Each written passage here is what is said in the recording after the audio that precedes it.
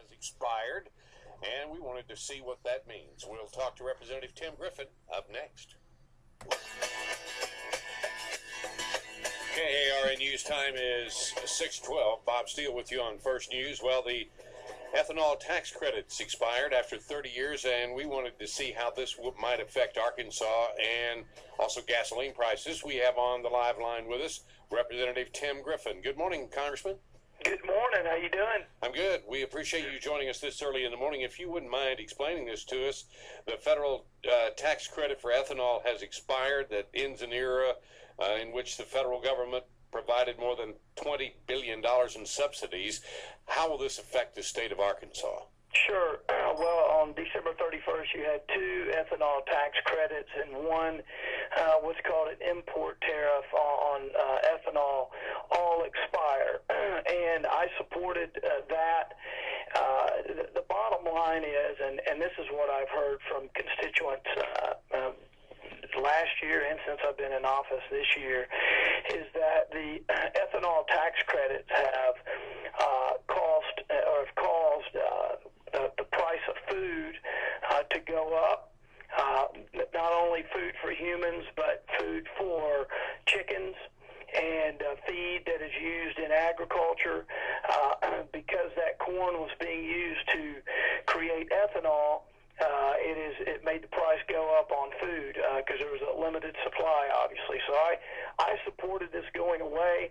I personally think that if these subsidies had never been in place and the renewable fuel standard had not been there for requiring ethanol to be used, then the ethanol market probably would have never existed. I think this was created by the government.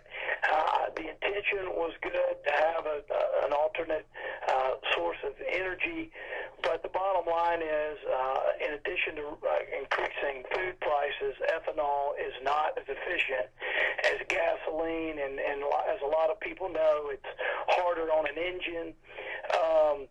But the thing is, here, yeah, the subsidies are going away, but the renewable fuel standard that is in place still requires 15.2 billion gallons of renewable fuels to be mixed in with your gas. And that's still going to be ethanol.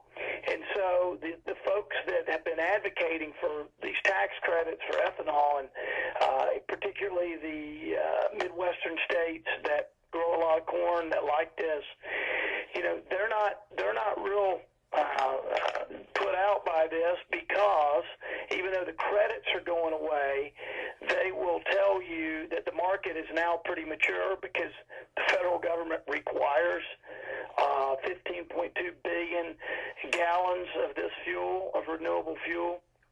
And they're getting higher prices, aren't they, for the corn? And so it's been a pretty good deal for them. Yeah, it's been a good deal for them. And my point is, now that the subsidies or the credits are going away, they're still gonna do well, because in addition to all that, the federal government requires that we have ethanol in a significant portion of our fuel.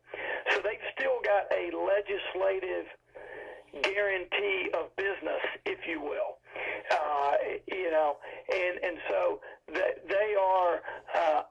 There's still some things that need to be done to transition away from ethanol.